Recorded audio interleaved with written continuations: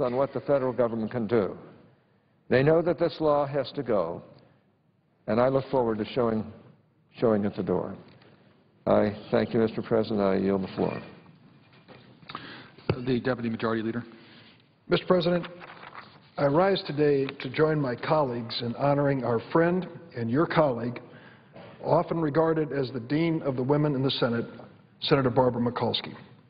Earlier this week, Senator Mikulski added to her already long list of accomplishments with the distinction of being the longest-serving female member of Congress in the history of the United States of America.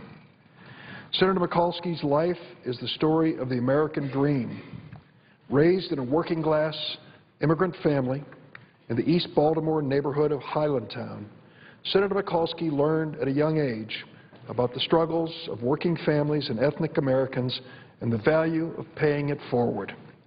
She helped at her father's grocery store, which opened early in the morning so that steel workers could buy lunch before their morning shift. She delivered food to seniors and families when parts of the neighborhood were set on fire after the assassination of Dr. Martin Luther King. At one point, she even rode on the top of a tank to deliver the groceries. Senator Mikulski's roots helped shape her role today as a mentor, fighter, and true public servant. She worked as a social worker for Catholic Charities, helping at-risk children and counseling seniors on Medicare.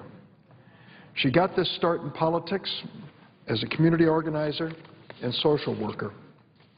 In 1970, one side of Barbara Mikulski that her colleagues certainly have seen was her dogged determination to stop a 16-lane highway project that would have threatened the Fells Point and Canton neighborhoods in Baltimore.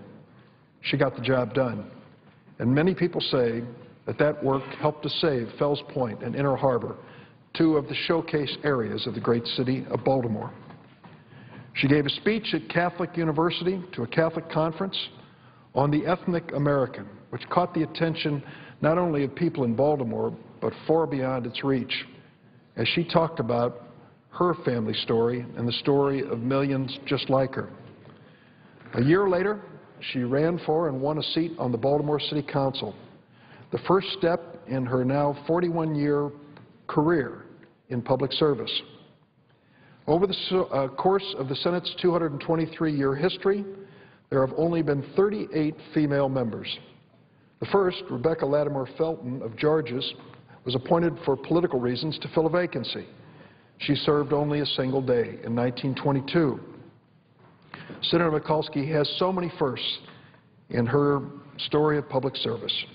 She was the first woman elected to the Senate in her own right, the first, not because of a husband or a father or someone who served before her in higher office. She was the first woman Democrat to serve in both chambers of Congress, the first, and last year was inducted into the National Women's Hall of Fame for her trailblazing political career, including, with this recognition today, becoming the longest-serving woman senator in the history of our nation. Given her years of experience, it's no wonder that other members of Congress have turned to her for guidance, men and women alike. I can recall so many meetings of our Democratic caucus when, after a long debate involving many people saying many things, Barbara Mikulski would stand up and in a few terse words get it right. At the end of the day, people would say, that's what we ought to do. She has this insight based on her life experience and her ability to try to peel through the layers of the political onion and get to the heart of the issue. Following the election of a number of esteemed women into the Senate, a lot of reporters deemed 1992 as the year of the woman. Senator Mikulski's response was so typical and so right. This is what she said. Calling 1992 the year of the woman makes it sound like the year of the caribou or the year of the asparagus. We're not a fad, a fancy, or a year. That was typical Barbara Mikulski.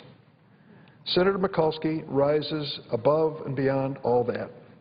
From her first days in the Senate in 1987, she's fought an uphill battle to address the most important issues of national importance. First and foremost for her, her family. Next, her great state of Maryland. She is a fearless advocate, and I know the presiding officer knows that better than most as her colleague from that great state. She has supported educational initiatives, veterans' causes, interstate commerce, access to health care, and women's health and fair pay. Mr. President, you know the answer to this question, but those who are listening to the debate might not. What was the first bill that newly elected President Barack Obama signed in the White House with a public ceremony? The very first? Well, it was a bill that Barbara Mikulski pushed hard for, the Lilly Ledbetter Fair Pay Restoration Act, so that women going to work all over the United States, not just in the Senate, would get a fair shake when it come to their compensation for the jobs that they did. It was President Obama's first bill, and when he signed it, the very first pen he handed over to Senator Barbara Mikulski. I was there, and I saw it. Championed by Senator Mikulski, the long-awaited and much-needed bill clarified time limits for workers to file unemployment discrimination lawsuits, making it easier for people to get the pay they deserve regardless of their race, their age, or their gender. I would like to start here, but I don't know where I would end, to talk about the important issues that she has worked for. Let me talk about health care for a minute. When we sat down to pass this historic Affordable Health Care Act, Barbara Mikulski was assigned the job to make sure that it connected up with the families and workers across America in a very real way, to make sure that at the end of the day we weren't talking to ourselves or engaged in political gibberish, but passing a law that could literally change a life for the better. She led that effort and made just invaluable contributions to the substance of that bill. We know that those provisions would be important and that they would work because we know where Barbara Mikulski came from. We know where her political heart resides. While it's a milestone to celebrate Senator Mikulski's distinction as the longest-serving woman in the United States Congress, there's a much greater cause for celebration. Senator Mikulski's decades of service to this nation, an admirable feat for man or woman. I extend my congratulations to my colleague and friend, Senator Barbara Mikulski, for this milestone. Thank you for what you've done for the Senate, for the state of Maryland, and for our great nation. Mr. President, I yield the floor.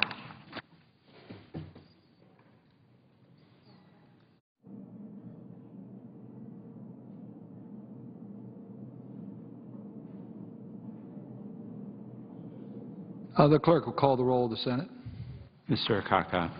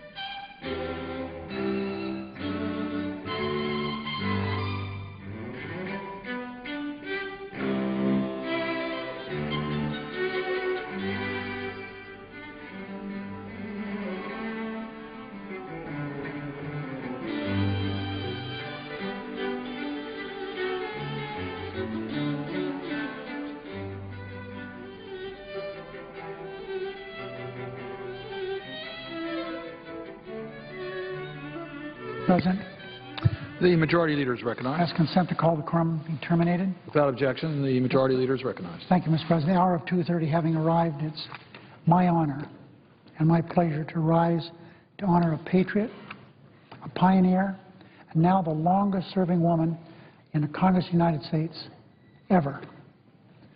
That's the senior senator from Maryland, Barbara Mikulski. Barbara and I served together in the House. We came to the Senate together in 1986. I remember that day so well when we had our first appearance here in the Senate as senators. Mr. President, it was really quite a moving event for me, but one of the things I remember about that day is the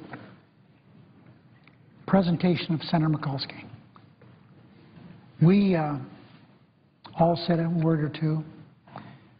Everything that we said will be long forgotten. But Barbara Mikulski, in the way that she says things, will not be forgotten. Here's this woman who's, my wife's 5 foot tall. I think Landra is taller than her. But she said, I slam dunked Linda Chavez, her opponent. That said it all. And that was the beginning, to me, of working closely with this good woman. She's really been a friend and inspiration to me in so many different ways during the time we've served together. When we got on the Environment and Public Works Committee, she was here, I was here. She was always ahead of me in seniority because of her longer service in the House. On the Appropriations Committee, for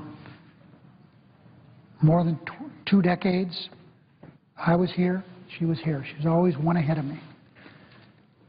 Barbara was the first Democratic woman elected to the United States House, the United States Senate, elected in her own right. Last year, she surpassed the legendary Margaret Chase Smith of Maine as the longest-serving woman in the history of the Senate. And on Saturday, she officially surpassed Congresswoman Edith Norris Rogers of Massachusetts, who, by the way, served in the House from 1925 to 1960 as the longest-serving woman in the history of the United States Congress. Senator Mikulski's service and the service of many female members of Congress has paved the way for girls of today to know that they can become United States senators, they can become professional basketball players, they can be engineers, doctors. The sky is a place they need to go. That's where they feel they can go because of the work that's been done by Barbara Mikulski. When I came to the Senate with her, she was the only woman who served in the Senate as a Democrat. There was one other Republican at the time. Now, since then, Mr. President, I watched very closely on this side of the aisle. Now we have 12 Democrats. And if the elections turn out the way that I hope they do, and I'm cautiously optimistic they will, we'll have 17 women who are Democrats in the United States Senate. She is truly a trailblazer. We recognize Barbara's achievement today and her outstanding record as a tireless advocate for the state of Maryland. She grew up in the Highland Town neighborhood of East Baltimore. She learned the value of hard work by working in and watching her dad especially open that family grocery store and work early in the morning till night. He sold lunch to workers, steel workers, and other people who came by that little grocery store. In high school, she was educated by the nuns of the Institute of Notre Dame. She credits nuns with instilling in her faith and thirst for justice. She went on to study at Mount St. Agnes College, which is now part of Loyola College in Maryland. She earned her master's degree in social work from the University of Maryland. She was a social worker and has always been proud of the fact that she's been a social worker. She was employed by Catholic Charities, the City of Baltimore's Department of Social Services. I can imagine what a dynamo she was, because she still is. There's no work harder than being a social worker. The problems you see and have to deal with are extremely difficult. During her years as a social worker, She was a powerful voice for children and seniors in need of an advocate. Barbara Mikulski then and now is an advocate. It was there that the spark for service and activism was lit. But it was a plan to build a 16-lane highway that fanned the flames that had been lit by her activism. The highway would have gutted historic Fells Point, which was a neighborhood that was something that she felt should be protected. It would have uprooted homeowners in a majority African-American neighborhood. She organized residents of Fells Point and Baltimore's Inner Harbor and stopped the construction of that highway. This is a testament to the power of democracy that she believes in with all her soul. Looking back on that triumph, Senator Mikulski said this, quote, "I got into politics fighting a highway. In other countries, they take dissidents and put them in jail. In the United States of America, because of the First Amendment, they put the United States Senate. God bless America," end of quote. She's always been an advocate for the disfranchised and disadvantaged. She's also been an advocate for the dissidents in other countries, of whom she has spoken so eloquently on so many occasions. Her family were Poles. She's heard all the Polish jokes, and she's has withstood a little the barbs that took place when neighborhoods were different than they are now. But she took special pleasure and was so proud of her heritage. She took a special interest in the plight of the Polish people oppressed under communism. We know in 1980 the people of Poland started a fledgling little group called Solidarity, a movement to change in nonviolent resistance against communism and in support of social change. Mr. President, Senator Mikulski and I had the wonderful pleasure of traveling under the guidance of a trip led by John Glenn, a world-famous man then and now. It was a wonderful trip for a couple of new senators. We traveled, and the Iron Curtain was down, and it was down hard. And we went to Poland on this Cordell. And I can remember we had the opportunity to meet with members of the Solidarity Movement.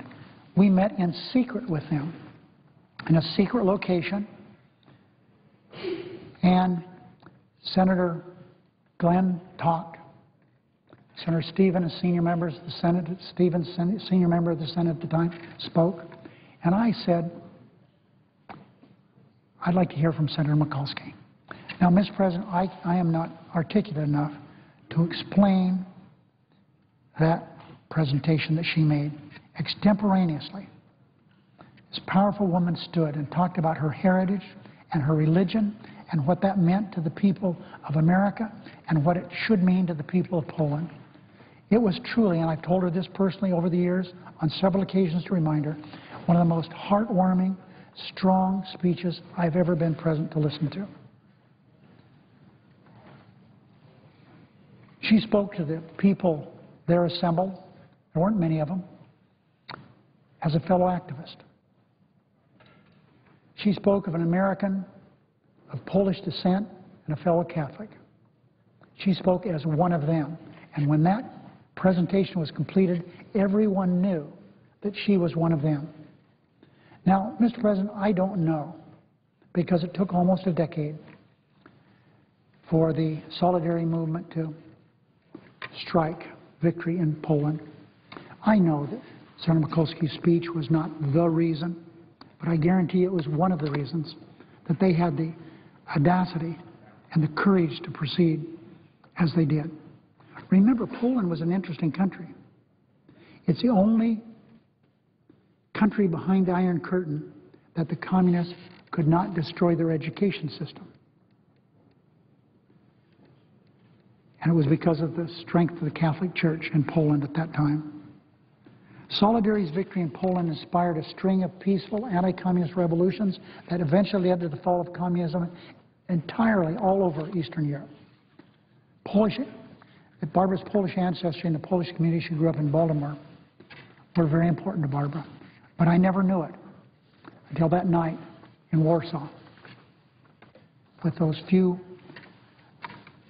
members of Solidarity who had assembled to honor us. Her great-grandmother had come from Poland over here with a few pennies in her pocket, literally, but she had a dream of a better life for her and her family. This is what Barbara Mikulski said about her great-grandmother, quote, "She didn't even have the right to vote in this great country of ours, but in 3 generations, I joined the United States Senate," end of quote. It was a remarkable feat for her, but more importantly, a confirmation of the American dream. For Barbara, what began as community activism, a fight against a highway, grew into a successful career in public service. And I just want to, on a little side note here, Mr. President, talk about something very personal to me.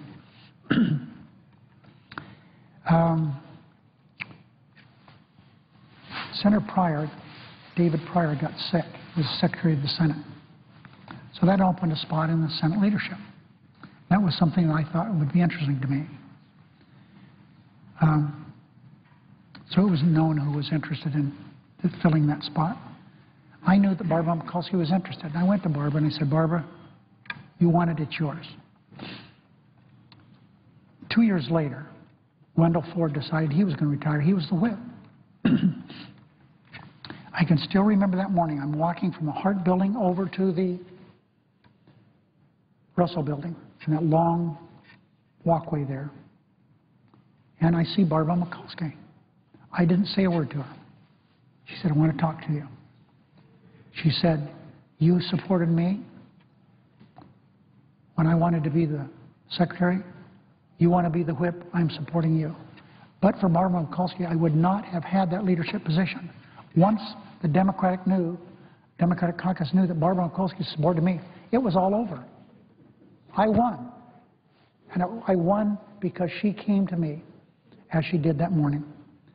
So, Mr. President, my respect, admiration, and love for this woman is difficult for me to describe, but it's there. She ran for Congress after the City Council of Baltimore for 5 years and won. She represented Maryland's 3rd District for 10 years before winning the seat in the Senate she now holds. I say again, I appreciate all that she's done for me, though. So many different things she's done for me. As a senior member of the Appropriations Committee, somebody who loves this institution,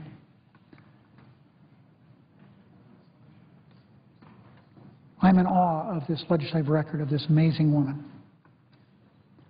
She's been a dedicated representative, not only of the state of Maryland, but, Mr. President, the state of Nevada. One thing that she did for me, and there are lots of them, we were new senators. She was on one of the subcommittees on appropriations that was concerned about veterans' benefits and affairs. She, as a favor to me, traveled to Reno, Nevada to look at an old veterans hospital in Reno, Nevada.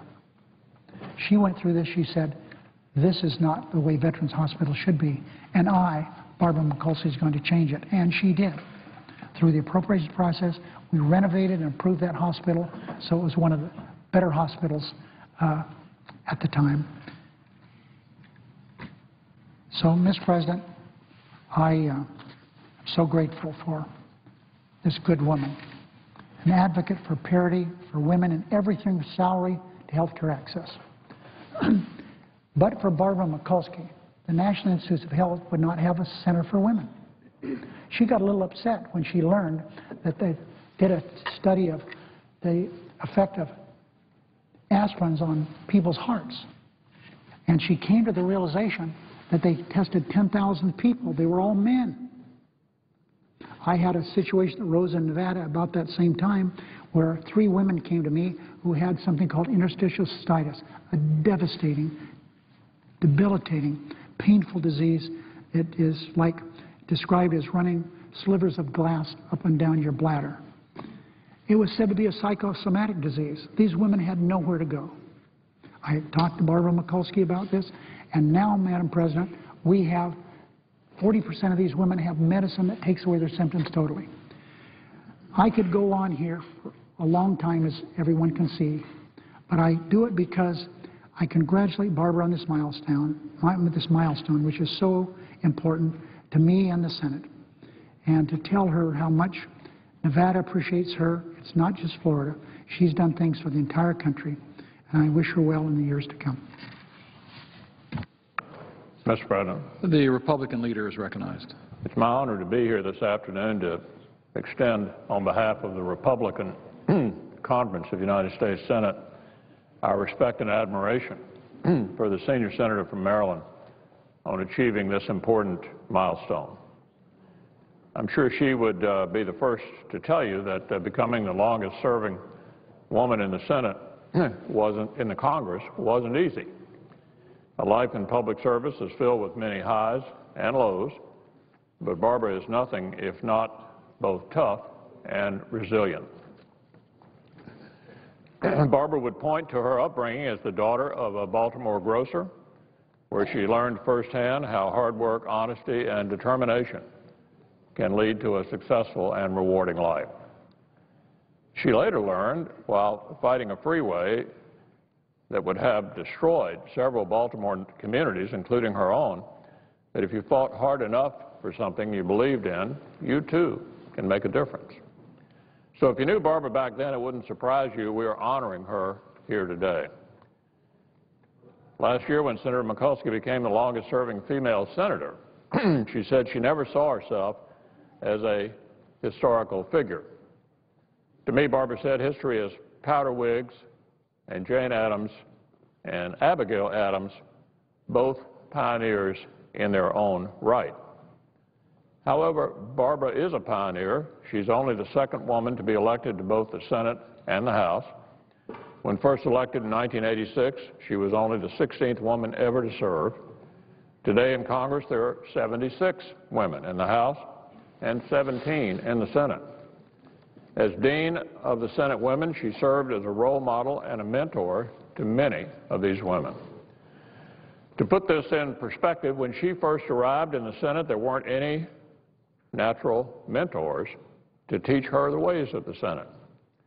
At the time, even the Senate gym was off limits. A lot has changed since then, and Barbara had a lot to do with it. Later, as more women were elected to the Senate, Barbara worked with them to help them understand the Senate and how best to be an effective senator, both here and back home. She wanted to give back. Most importantly, regardless of party or issue, Barbara would push her female colleagues in the Senate to think differently, encouraging them to think of themselves as a force of good and oftentimes a force for change. And I know many are grateful not only for Barbara's leadership and courage, but for willingness to take the time to share her experiences with them. I don't want to just be a first, Barbara once said. I want to be the first of many. In 35 years, nearly 13,000 days as a member of Congress, Barbara has been a champion of the space program, science research, welfare reform, and major transportation, homeland security, and environmental issues in Maryland. So I would like to recognize Barbara not only for the tremendous accomplishment as the longest-serving female in the history of the United States in Congress, but also for all of her many accomplishments in the House and the Senate. As she once said herself, it's not how long you serve, but it's how well you serve. I'd also like to recognize Barbara for the pioneering model she has been to so many women in her distinguished career. Congratulations, Senator Mikulski. Mr. President, Yes, the Majority Leader. what I'd like to make an announcement. Senator McConnell and I have tentatively worked out something. We'll have our votes tomorrow, not today. So that being the case, they're not a crunch of time for time here today. I would like to set up an orderly process for, we have a number of senators here who wish to say something regarding Senator Mikulski, and I'd like to set up an orderly time to do that. So I would ask that Senator Mikulski be recognized, and that following that, we have Senator Gillibrand, Senator Cardin, Senator Cardin be recognized for how much time? 10 minutes. 10 minutes, Senator Cardin. Senator Boxer, 10 minutes. 10 minutes, Kerry. And Senator Kay Bailey Hutchison been here before anybody else. So following Senator Cardin, I would ask that she be recognized. Oh, after Senator Boxer? Okay, that's fine. Okay. Senator Gillibrand, are you seeking recognition? Okay. How much time do you need? 3 minutes.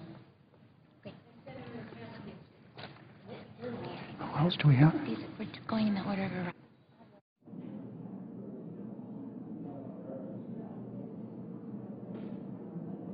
There's coming, and after we've gone through this, the rest will be jump ball.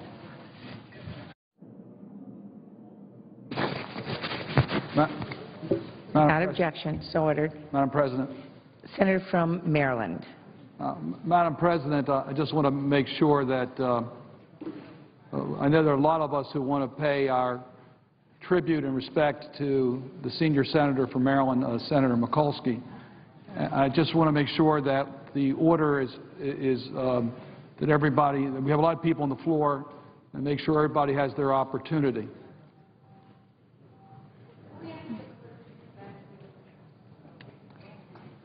Are we operating under consent order? Yes.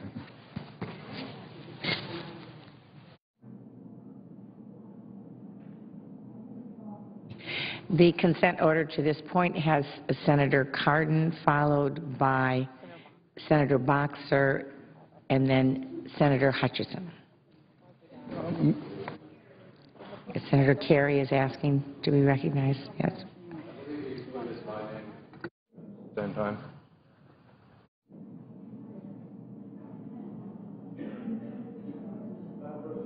Senator Reid included my name in that list for 10 minutes.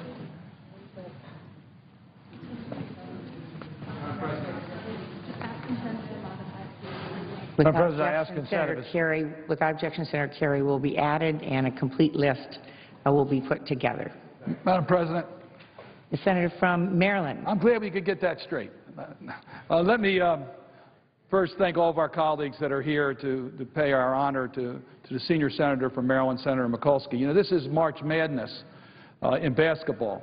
Sweet 16 is starting. We're very proud of Maryland, of our Lady Terps. They're in the Sweet 16.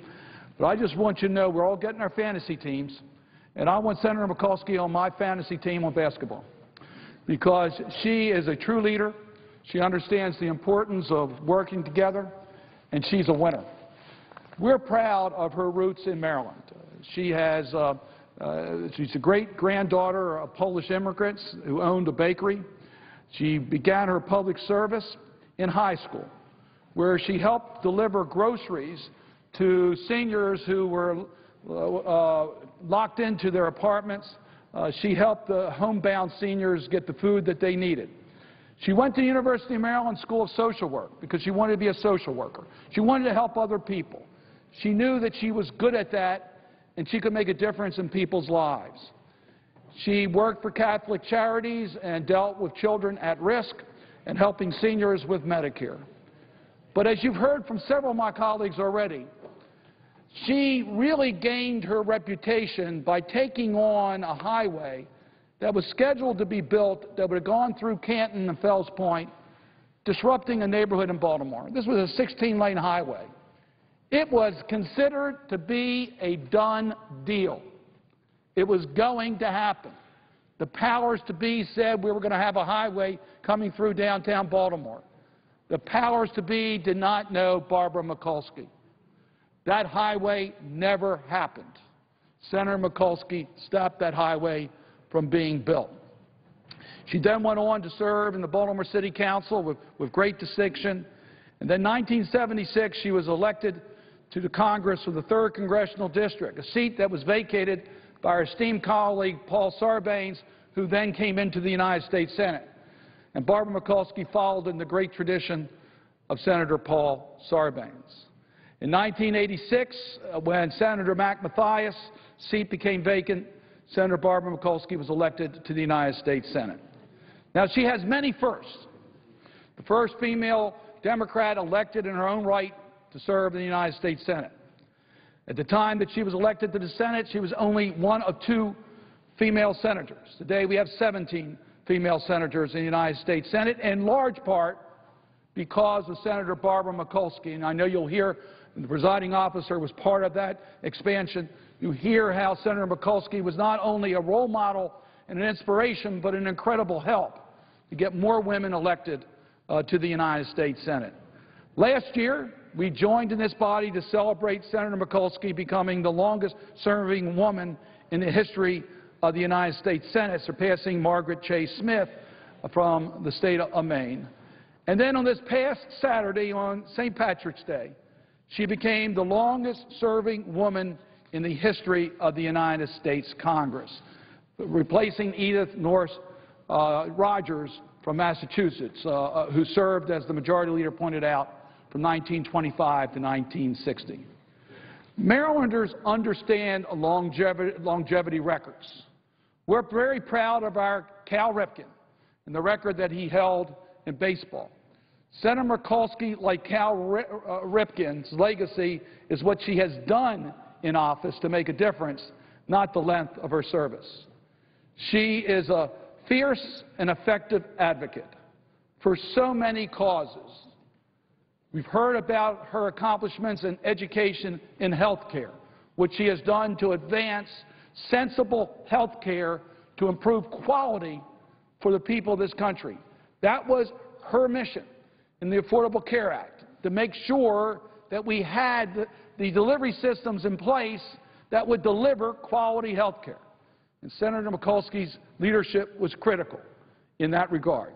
She's been a leader in women's health care issues, and I'll never forget her reminder to all of us in the caucus, don't forget women's health care issues when you bring that bill to the floor. And we didn't. We put that in under Senator Mikulski's leadership. We talked about breast cancer and cervical cancer screenings. Senator Mikulski has been in the leadership on all of those issues. We in Maryland are proud to be where the National Institute of Health is headquartered. Its growth, in large measure, has been the result of Senator Barbara Mikulski. We are proud of Hope 6 in housing. Senator Mikulski has been in the forefront of that program, making it possible for many people in our community to have decent, affordable, and safe housing. The space program, Senator Mikulski has been critically important to America's space program. I've been with her many times at Goddard and see firsthand the results of her advocacy, what it has meant. The Hubble Space Telescope is another legacy that Senator Mikulski can be rightly proud of.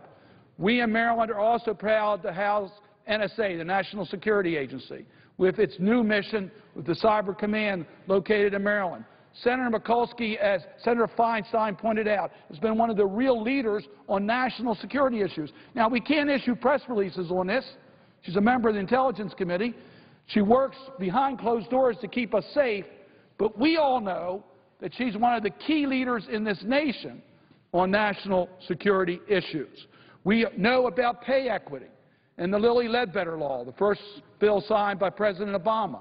It was Senator Mikulski's leadership that got that bill to the President's desk, recognizing that we are still not where we need to be on gender pay equity in America.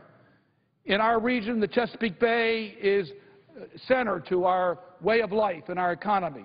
Senator Mikulski has been one of the real champions on water quality in the Chesapeake Bay. She understands the respect for state and local government, that we have to work together as a team. And I know that the governor of Maryland, Governor O'Malley, would agree with me that there's no better friend to the people of Maryland working with the state than Senator Barbara Mikulski in getting the federal government on the same page as the state and local governments to get things done for the people of Maryland. And that's true with what she's been able to do for all of us working across the nation. The Baltimore Sun, I think, put it best when it said, there is nobody more festy, more willing to take on big business, big government, or anyone when it's time to look out for the interests of her constituents. And I think all of us would agree on that. On a personal note, I want to thank Senator Mikulski for her friendship. I want to thank her for being my buddy and my advisor. Whether she is with presidents or kings or the patrons at Jimmy's Restaurant in Fells Point, you get the same common sense, the same down-to-earth person, you get Senator Barb. We are so proud of her. Thank you, Senator Barb, for what you have done to make this nation a better place to live. Thank you for being such a role model for young people, especially young women, to get involved, to make a difference. Thank you on behalf of my 2 granddaughters. Their future is much brighter. Their opportunities are much greater because of you, Senator Barb. Congratulations. Your colleagues here want to express our love and respect and admiration for your incredible service. Mr. President. Senator from California. Mr. President, what an incredible milestone Senator Mikulski has reached. And the words of her colleagues and the love that they feel for her is coming through. And it is a wonderful thing for me to be part of this tribute. I don't know how many senators would have the governor of their state here when they're honored, and the former distinguished, incredible Senator Paul Sarbanes is here. That in itself, Senator Mikulski, is testimony to your status among all of us. And so many of us are here in the Senate because Barbara Mikulski knocked down the barriers one by one. The first Democratic woman ever elected to the Senate in her own right. The first woman to serve in both chambers. The longest-serving woman in the Senate. And now she has made history once again. This past Saturday, after 12,858 distinguished days of service, no other woman in history has served in Congress longer than Senator Mikulski, ever. Now, some trailblazers make history, and they're content to stand proudly alone. Aren't I great? I did it, but not Senator Mikulski.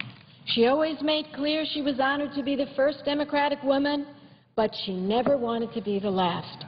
I'll never forget her saying, quote, "Some women stare out the window waiting for Prince Charming.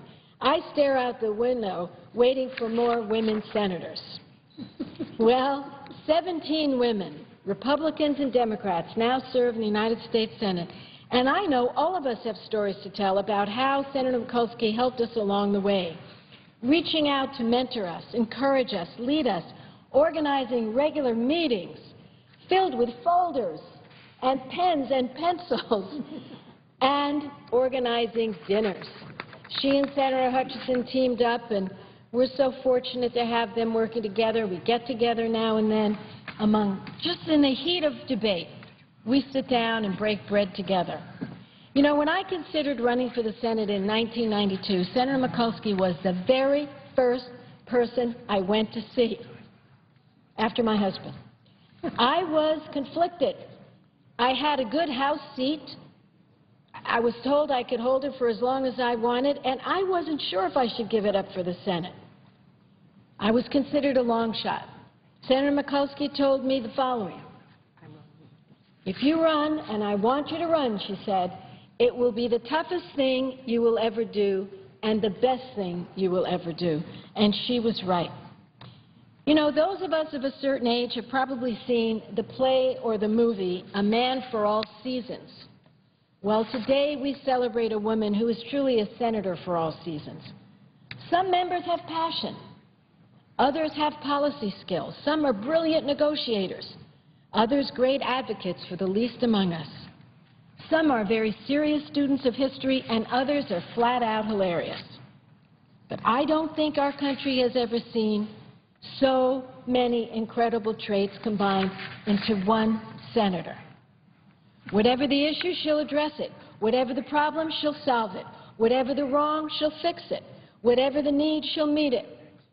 Whenever and wherever people without a voice need a champion with a keen mind, a sharp wit, and an unparalleled ability to speak from the heart and get things done, Barbara Mikulski is there. And a lot of us have been there with her, and we've watched her, and we love it, and we marvel at her. She does it with a sense of humor that's unparalleled. Anyone who has ever listened to a speech or interview with Senator Mikulski has heard her utter these incredible quips, which I fondly call Mikulski-isms. She's called us women into battle by asking us to go earring to earring with our opponents. She has challenged us to square our shoulders, suit up, put our lipstick on, and fight. She's said often that women don't want to talk about gender, but an agenda that helps America's families. When asked by Glamour magazine how she felt about being named Glamour's Woman of the Year, along with singer Madonna, Senator Mikulski replied, quote, "She's got her assets, I've got mine, and we both make the best of what God has given us." Well, I'm reminding you, when asked about the different perspective women bring, she often says, "Women, we're not so much about macro issues, but rather the macaroni and cheese issues." Who else could say that better? When discussing the challenges women face in politics with a group of female parliamentarians from around the world, this is what Barbara Mikulski explained to them. They asked about what is it like to be a woman and is it tough? She said, let's put it this way. In an election, if you're married, you're neglecting him. If you're single, you couldn't get him. If you're divorced, you couldn't keep him. And if you're widowed, you killed him. And then there was one of my favorite Mikulski moments. This is a treasured moment. The women of the House still hadn't managed to integrate the House gym. So we were relegated to this tiny room with old-fashioned hooded hair dryers and hardly any room to move. But there were very few of us, so we decided to make the most of it by having an aerobics class. Of course, coming from California, I organized it. Well, in came Geraldine Ferraro, Barbara Kennelly, Olympia Snow, Barbara Mikulski, and me. Our instructor starts the class by asking us to stretch our arms way up, and we do. Groans. Put your hands on your hips, more groans. Now, she says, bend from the waist. Suddenly, a voice bellows from the back of the room, if I had a waist, I wouldn't be here.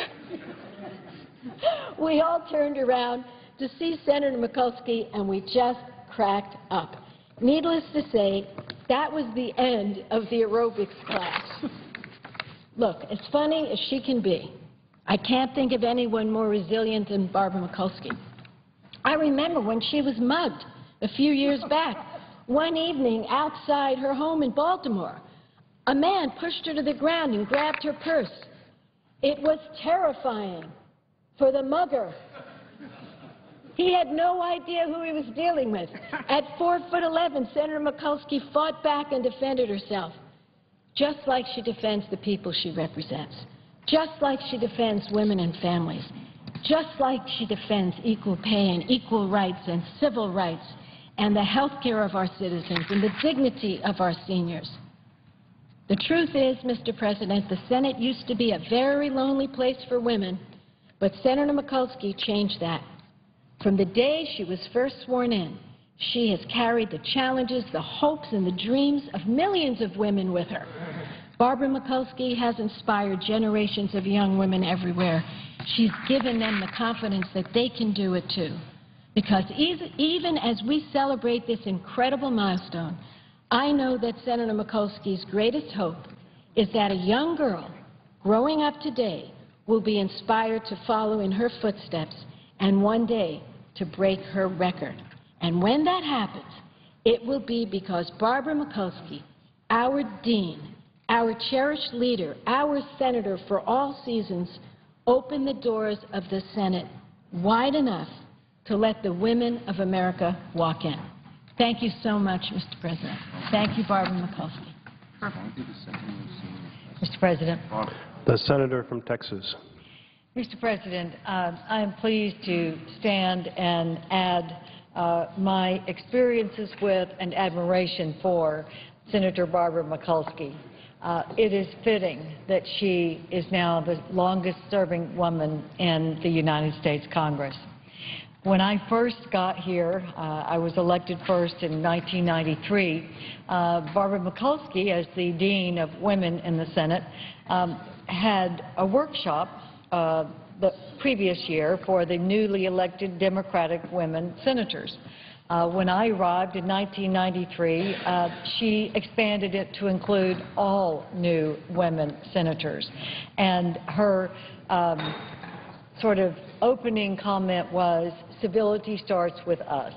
And surely she has carried through as the Dean of the Women of the Senate to assure that all the new women get their bearings in the Senate, they get the advice of the ones who've been here before, and it's been a huge help and really a fun opportunity for us to get to know each other on a personal level as we have our women senators dinners.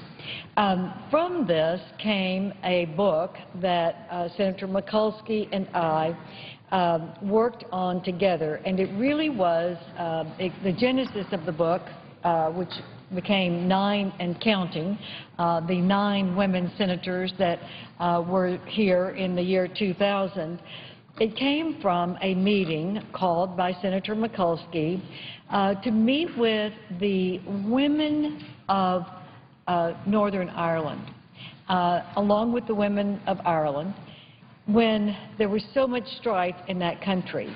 And Barbara Mikulski called all of the women senators together, our 9, to give encouragement and advice to the women who were trying to bring the people of Ireland and Northern Ireland together so that there could be a peaceful conclusion to the conflicts in Northern Ireland.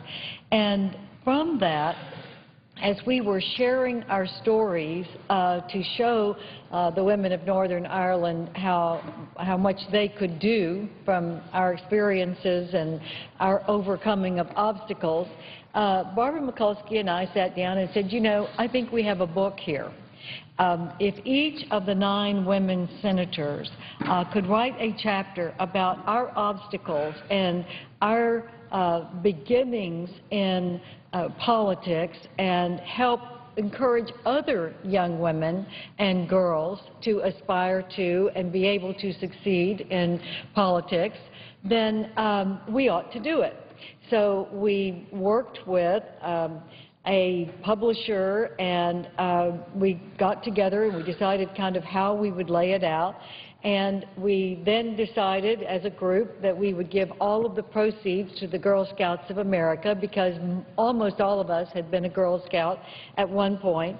And so from that, we put a book out that is still being sold called 9 and Counting. It's sold here in the Senate bookshop, and it has given a lot of money to the Girl Scouts of America to a leadership fund so that they can continue to create girls who will be leaders in our country. But that started with a meeting that Barbara put together for those of us who could maybe give advice and help to these women of Northern Ireland.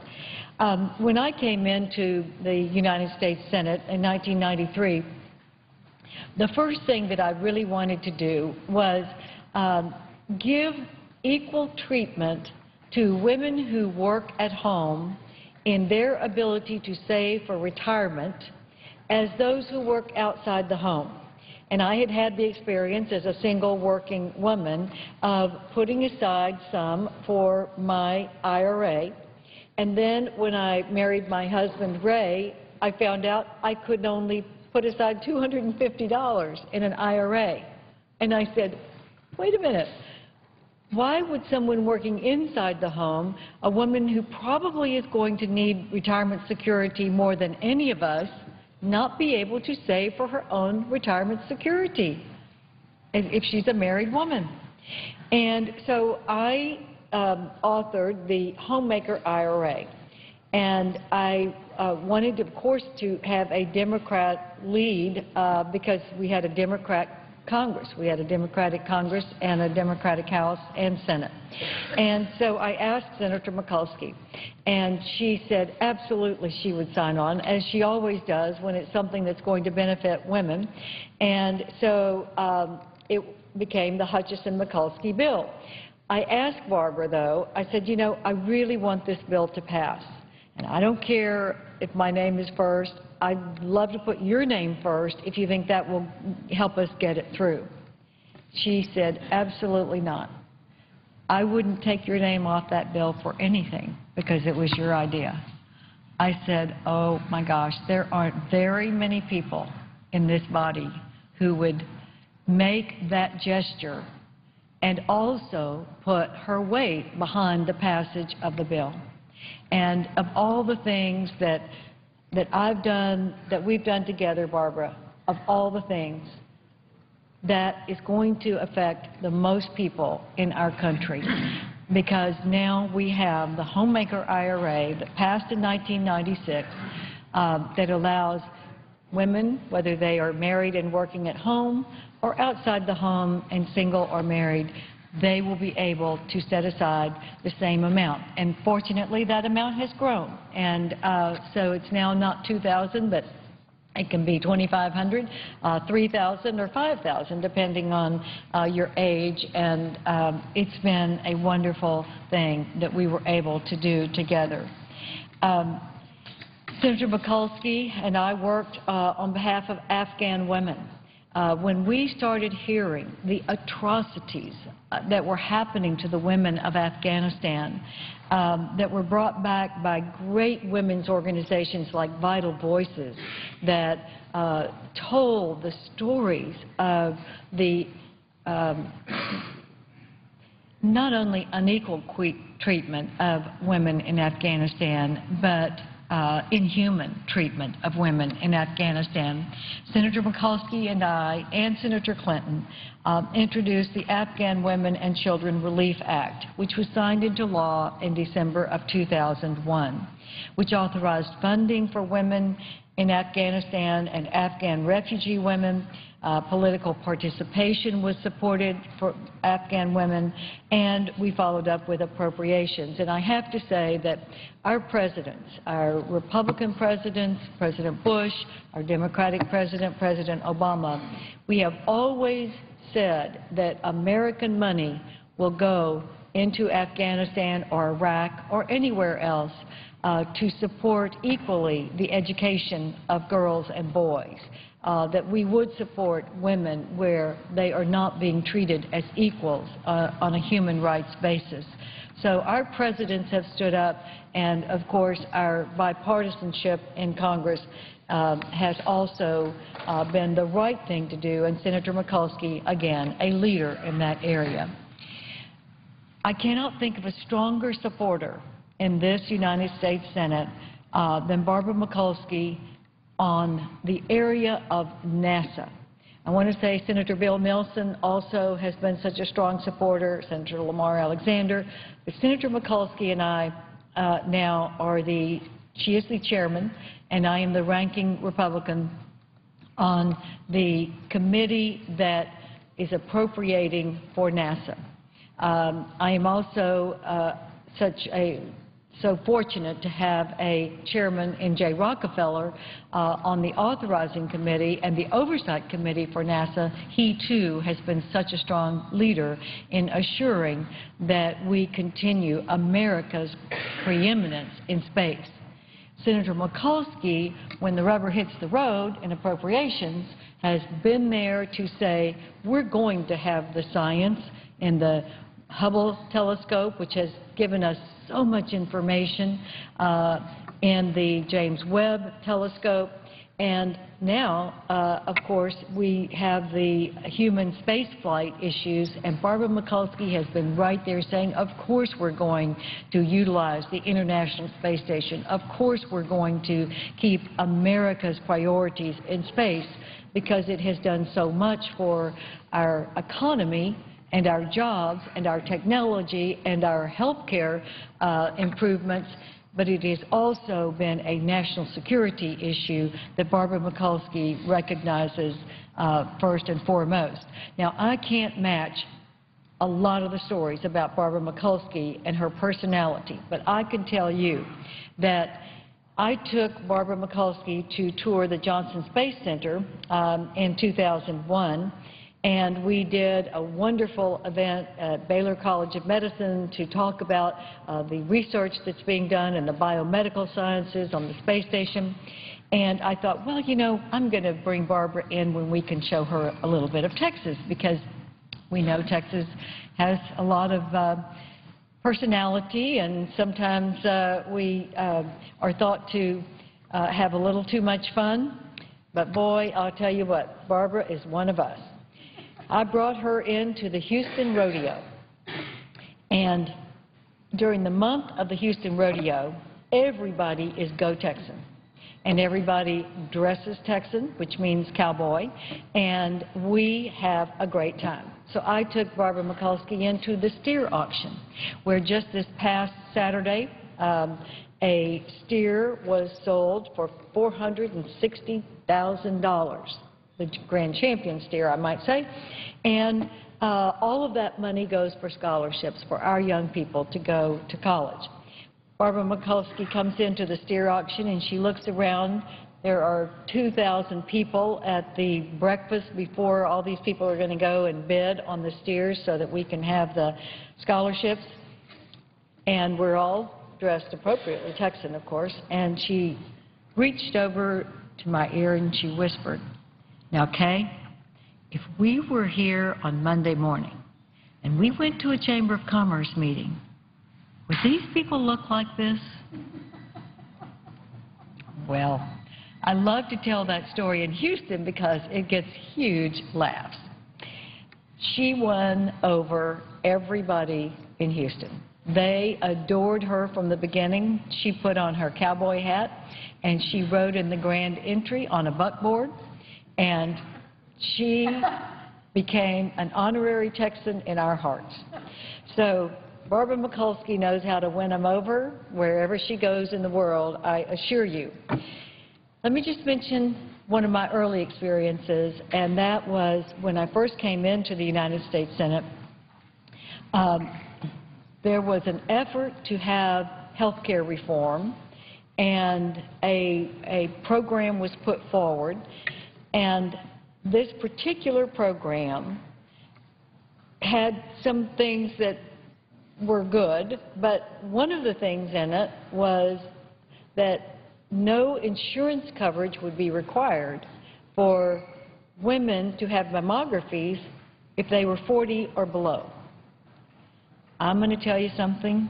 The biggest eruption in the United States Senate was Barbara Mikulski saying, "Are you kidding?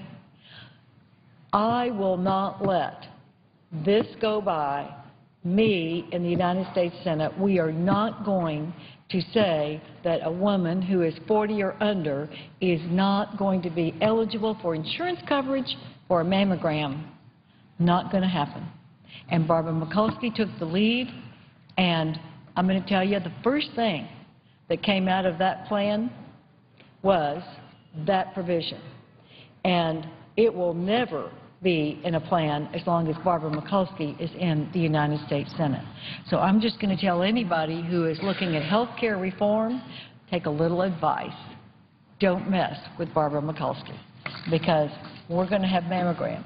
And not only that, Barbara Mikulski came forward in the next month and passed unanimously in this Senate a mammogram standards bill, because she learned in this process that there were varying degrees of standards of mammography.